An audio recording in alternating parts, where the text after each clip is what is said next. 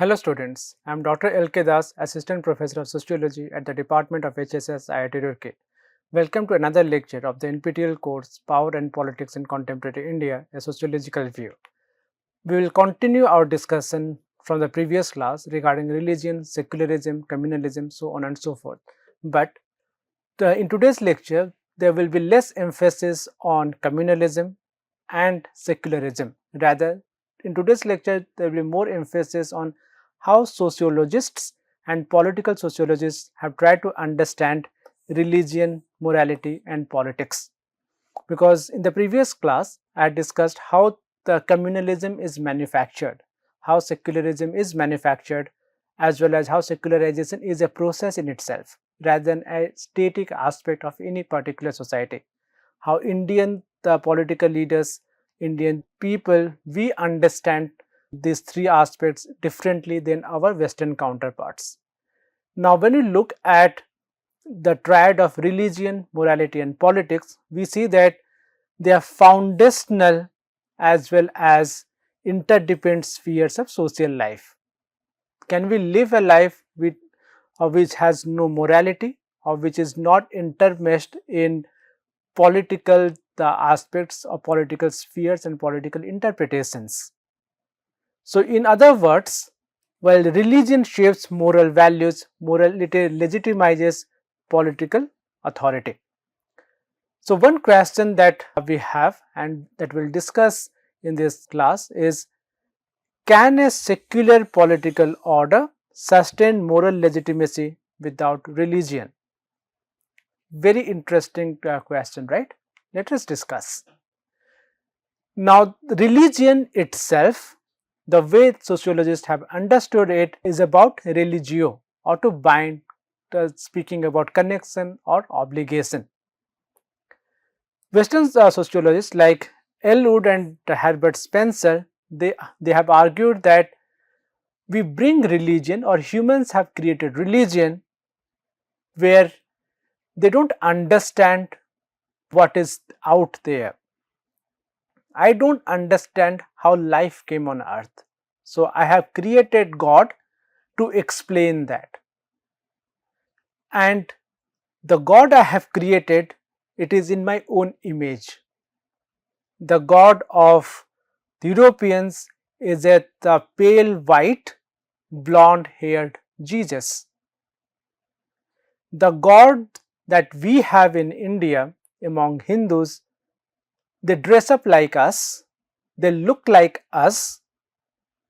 If it is from the south of India, they have a darker skin. If they are from northern part of India, they have a lighter skin. But if they are pan-Indian, their skin tones are neither light nor black, rather they are blue, because blue is considered to be divine. So, the same set of gods, when they got transported to Southeast Asian countries, they started looking like Southeast Asian people with Mongoloid features. They started wearing dresses like the people there. So, what we see is that religion and religious beliefs are constructs, and these constructs are very part of the social drama that we witness in the form of society. And sociology tries to understand how this drama enacts and who is enacting this drama, whether there is anything political about it, anything social about it, or it is insignificant in the day-to-day lives of human population. So, one key concept that the religion in the Indian context defines is the idea of dharma. Now, many a times when dharma is translated to English, it is called religion, and this religion has a capital R. But do we look at religion and dharma as same in our philosophy, in our everyday practices? That is a little complicated than the word religion itself can argue. Why? Because dharma can be religion, dharma can be duty, dharma can be moral order, and dharma can be right conduct, all at the same time. There is a specific dharma of the ruler, there is a specific dharma of the follower, there is a specific dharma of the citizens, there is a specific dharma of a mother, of the father, there is a specific dharma of the wife, there is a specific dharma of the grandparents, there is a specific dharma of the children. There is a specific dharma of the leader, there is a specific dharma of anybody and everybody who is living under the sun. If you read our Purans, if you read our religious scriptures or even general codes of conduct, we see the dharma associated with not every human being, it is associated with every living being as well as non-living being.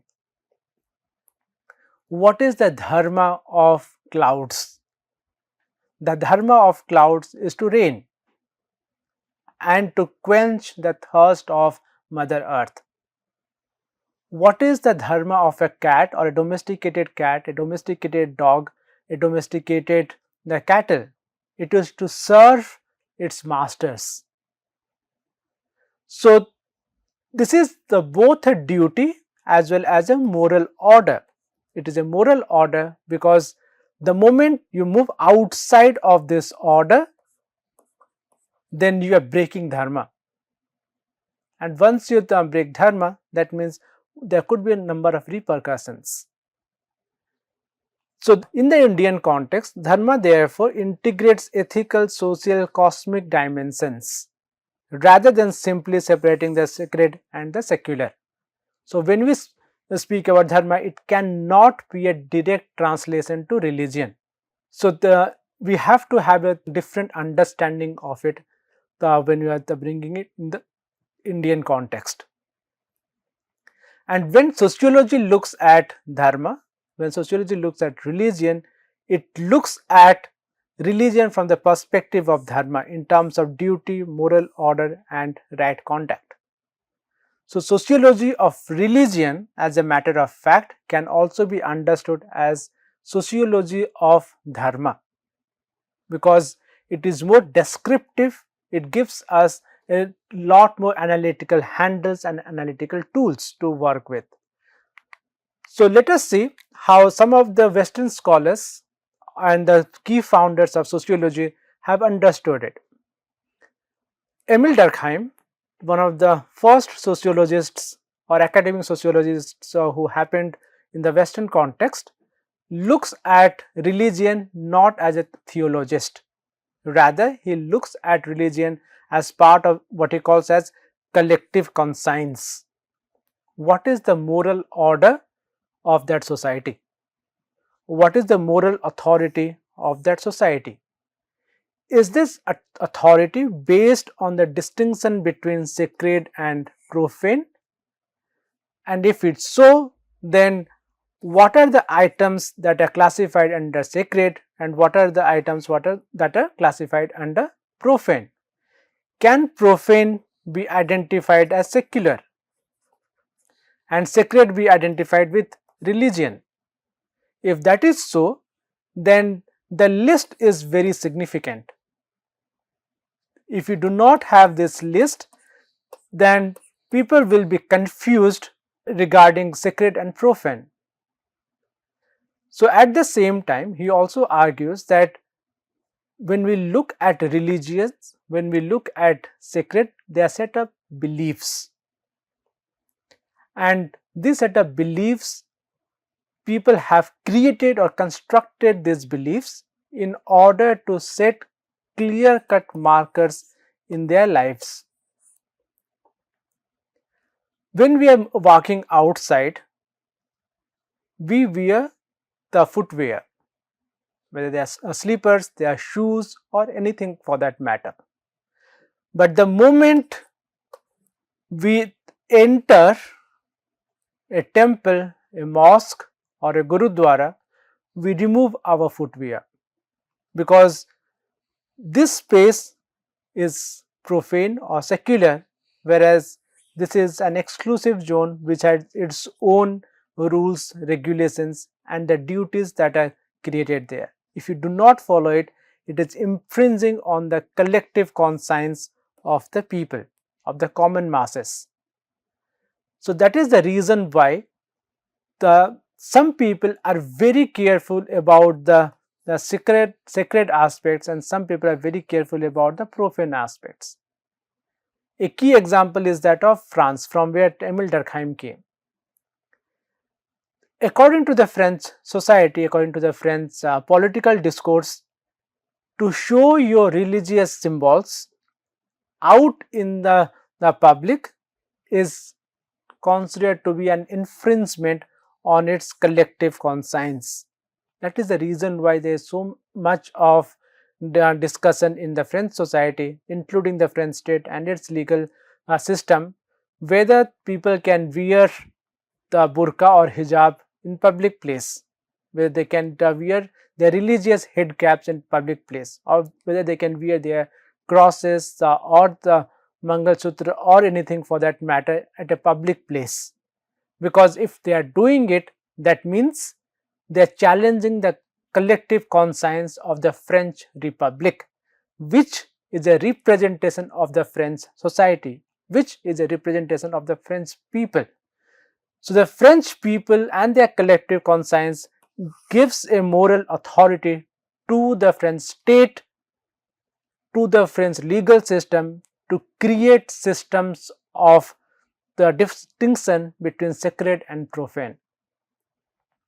In more ancient and more simpler societies, where there is not so much of division of power or division of labor, people identified something as totems, and they give those totems power beyond their own control, beyond their own understanding. So a totem could be something like an elephant. People are not worshipping elephants, rather they worship the moral authority and the other kinds of power that are associated with elephants. People might worship trees, but they are not worshipping the physicality of those trees, rather they are worshipping the something else, or what is there, or in terms of life force or the representation of a higher force that is there. People worship stones, but they don't worship every stone, right? Some stones are, for some stones, temples, churches and what not is created. For some stones, they are broken to pieces, and the same the temples, churches, mosques are built, or they just lie on the road for people to kick around. So this is where secular and profane or clear distinction is marked, because unless and until it is marked, the moral fabric of society will be destroyed. So that is the reason why he argues that modern nationalism transforms religious reverence into secular symbols like flag, law and nation. Why do we have a flag code?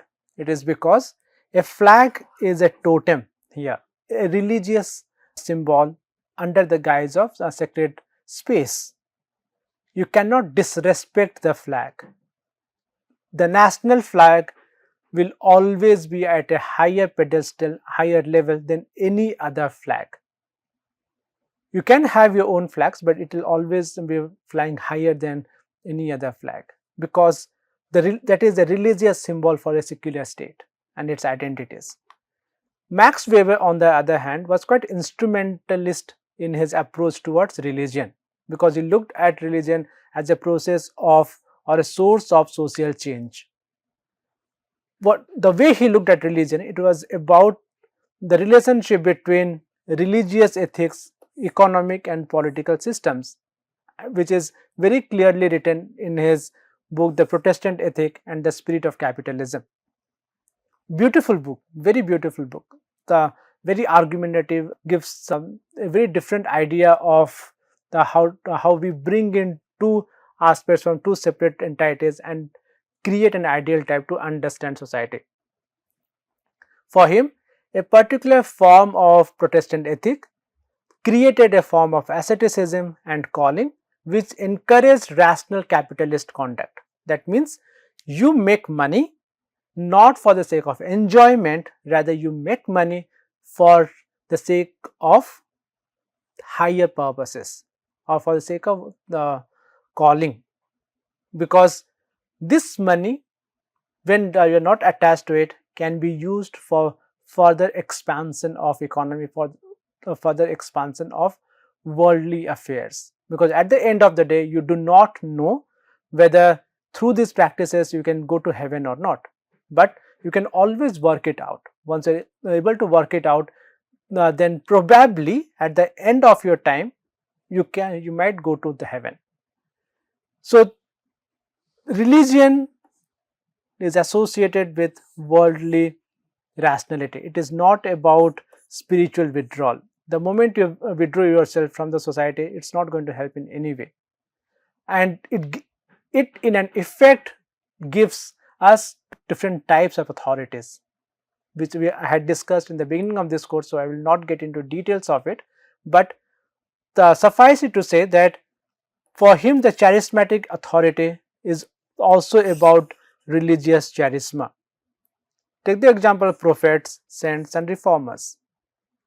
The kind of influence they still have on our society is immense, and people like the Gandhi also or Sadhguru, they merge spirituality and politics so that some of the ideas can be propagated in a language that is commonly understood by the general masses, rather than theorizing and philosophizing. They speak in a language that is highly accessible.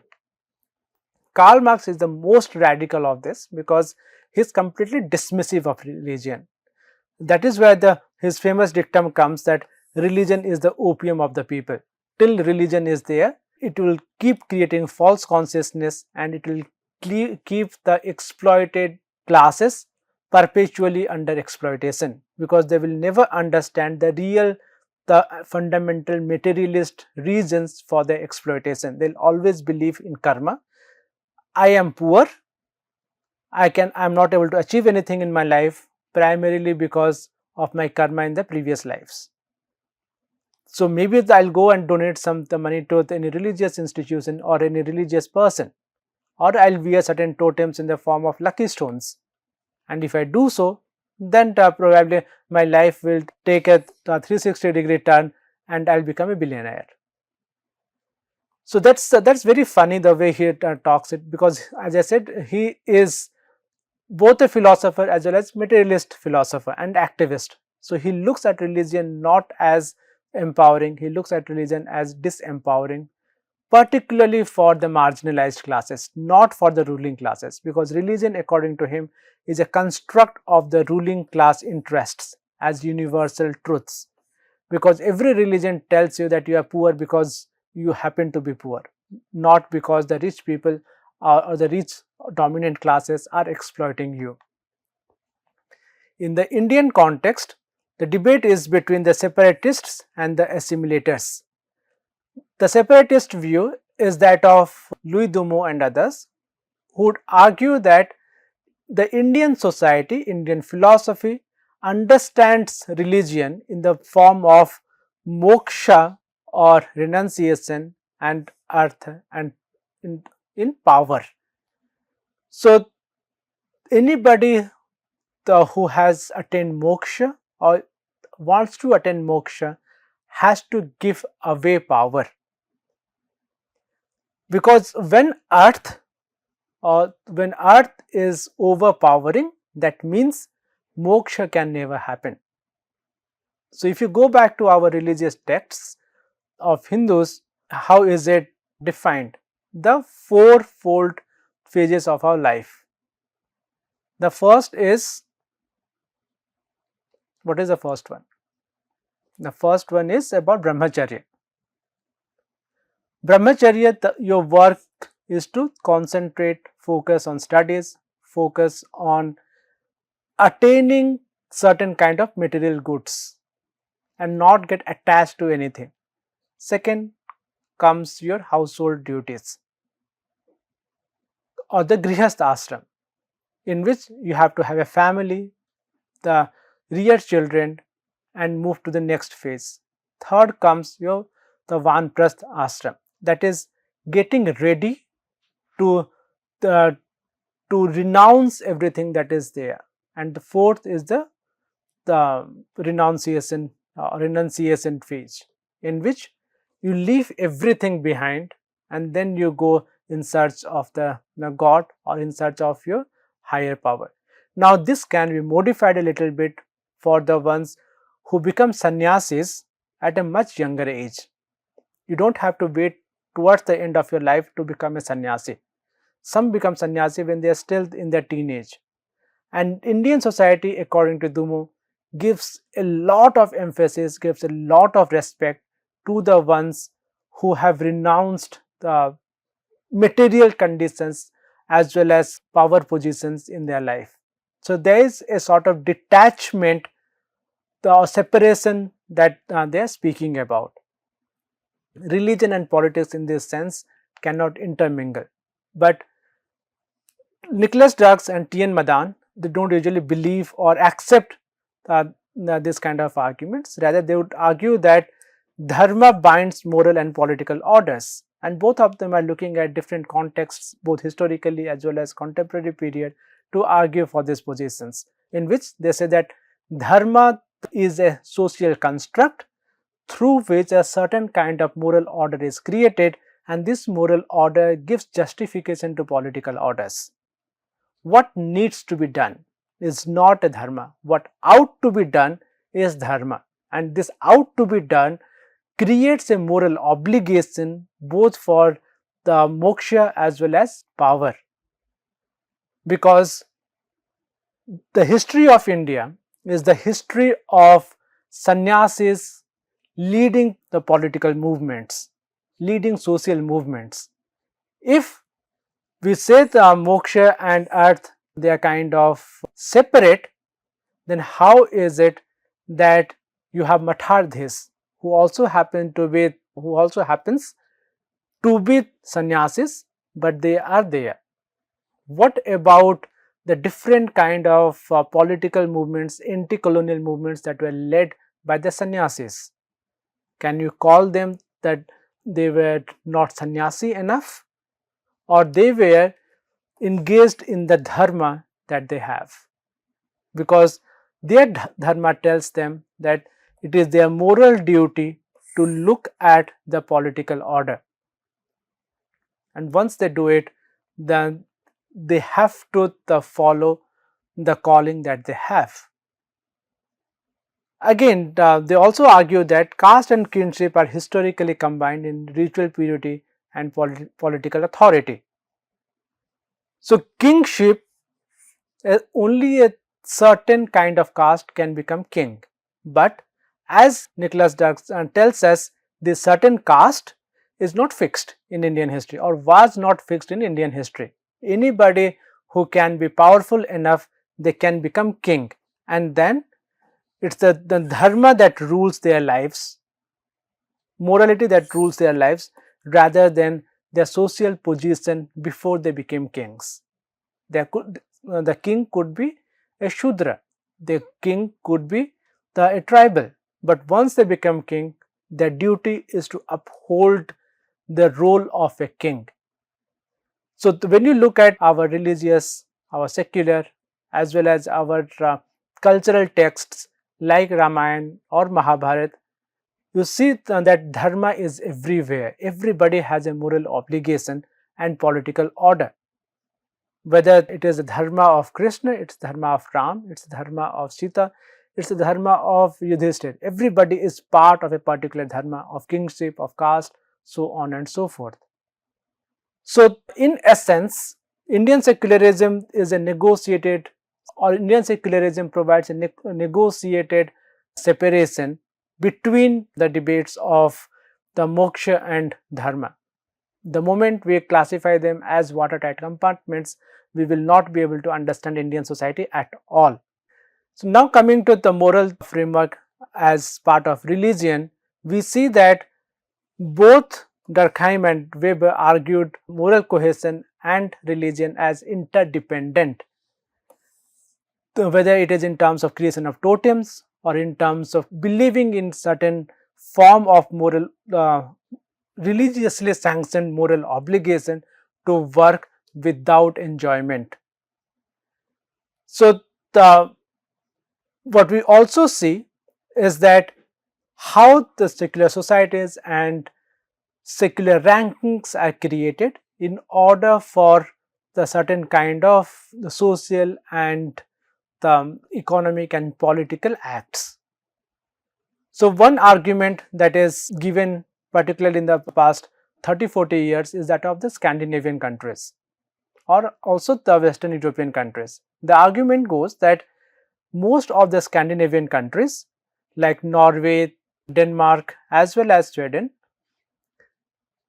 a majority of its population or majority of their population identify themselves as non-religious or as secular. But these states or these countries also happen to be some of the richest and most equal societies, where there is very little ranking in terms of status. So, how can we say that if they are not religious, they are also quite egalitarian or equal, whereas many countries including that of United States, which is extremely wealthy, still irrespective of being so religious, it is one of the most unequal societies on earth. So, where there could be one person who is a multi-billionaire and there is another person who cannot survive without the food coupons that they get. So, in essence, we have to understand these obligations, these problematics through the idea of dharma. May not be karma in the way, the traditional way through which it is understood, but more in terms of dharma or what are the moral codes, and this doesn't necessarily have to be associated with your religious morality or with a particular religion. Rather, it is a duty, it is a moral obligation, or it is a moral obligation towards oneself, towards one society, that drives even these so-called secular societies towards the welfare and social trust. And even in society which has great influence of particular religious groups or religious identities, because their dharma is a little muddled or their dharma is not completely worked out. So, their focus is more on religious identities in the maintenance of hierarchies and purity pollution rather than creating a social trust between different groups of people. In the context of India, Baba Saheb Ambedkar created a new form of the religion because he calls it dharma. So, his idea of religion is not the religion of the West, rather his idea of religion is that of dharma, and this dharma gets encapsulated or gets manifested in his recreation of and reinterpretation of Navaina in the form of Navaina Buddhism, which is more about moral obligations and morality than what are religiously sanctioned. For him, Gautam Buddha was not a religious person or religious head of an institution, rather he is one of the rationalists. He is one of those ones who truly understood dharma in the form of the community, in the form of liberty, equality and fraternity, and in the form of doing work for the sake of morality and self-respect. Therefore, what we see in the Indian context is a more nuanced understanding of religion, of secularism, of communalism, of dharma, of karma than what the dominant narratives of the West is able to speak to us. So, in that way, many a times what we see is that the West and the East, when they meet together, some forms of and some ideas of the dharma and religiosity gets created, whether it is in the form of Brahmo Samaj, in the form of Arya Samaj, in the form of Aligarh movement or the Navaina Buddhism movement of Ambedkar. So, in conclusion, we can argue that there is a negotiating space that is there between sacred and the secular, and when we have the negotiating space, we have to create something called moral legitimacy, and this moral legitimacy of dharma gets translated into politics and into other kind of institutions. So dharma in essence is about moral pluralism. The moment the moral pluralism comes under attack, that means dharma itself is under attack. So the role of a research scholar, the role of a researcher, as well as the role of the practicing religious person is to watch out for this dharma, so that it can have a significant impact on morality and the functions of the state, the functions of religious institutions, the functions of societal institutions, the functions of legal institutions can be put under particular checks and balances. So when the Constitution of India speaks about the moral checks and balances for every aspect of Indian society or Indian Republic, they are essentially speaking about the morality of dharma, not in a religious context, but in the context of how Indian philosophers across the time have understood dharma and the dharma of individuals, dharma of groups, dharma of different sections of society. And the new phase leaders, the Ambedkar, Gandhi, Nehru and others have reframed them to suit the particular Indian conditions by claiming that dharma is the essence on which the Indian society is built. The moment dharma is under attack, that means Indian society and the fabric of Indian society is under attack. So these are some of the references that you can go through. They are quite significant and they are also quite comprehensive. Thank you.